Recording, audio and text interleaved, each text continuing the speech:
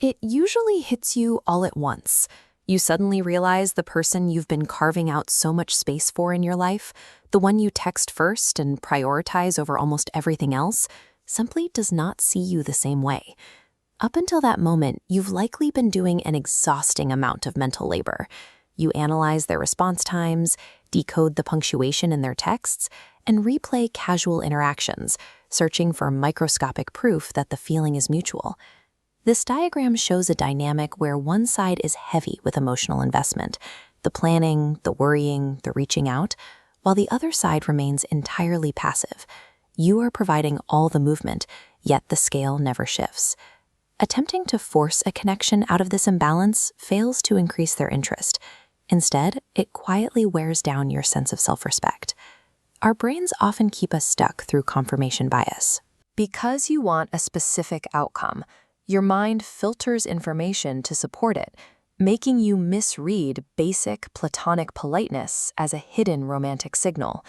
This bias triggers a chameleon effect.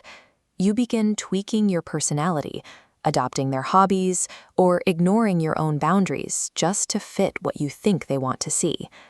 This takes a heavy toll. You end up measuring your worth by their response times or the random crumbs of attention they offer.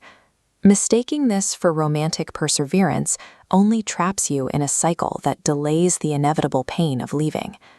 The first step forward is facing the reality of their disinterest. You have to accept it fully, without waiting for an explanation that may never come. Think of their lack of interest as a neutral data point.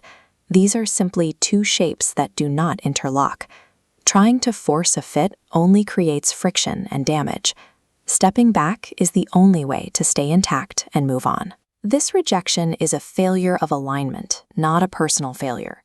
The practical shift begins when you stop analyzing their behavior and start strictly enforcing your own internal boundaries. Stop initiating conversations and step back from their orbit. You are removing yourself from their audience to focus entirely on your own space. You will likely feel a sudden urge to reach out just one more time, or to manufacture a deep conversation to get closure. When that happens, pivot your thinking. Instead of asking how to make them like you, ask why you want to be with someone who doesn't see your value. Wanting to be chosen is natural, but trying to convince someone who is fundamentally unavailable is a betrayal of your own standards. Every relationship has an opportunity cost. Every month you spend waiting for a sign from a crush is a month of your life that could have been spent elsewhere. This chart models your emotional bandwidth. You reclaim a massive amount of mental energy the moment you accept the situation and stop trying to solve it. You'll feel a physical relief when you realize you no longer have to perform, try to impress them, or decode mixed signals. Choosing to walk away provides a much higher emotional return than staying in a one-sided chase. True confidence is being comfortable with the fact that you aren't everyone's specific type.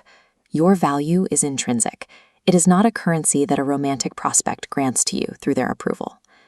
Letting go of this crush clears the path for mutual, effortless reciprocation with someone else later.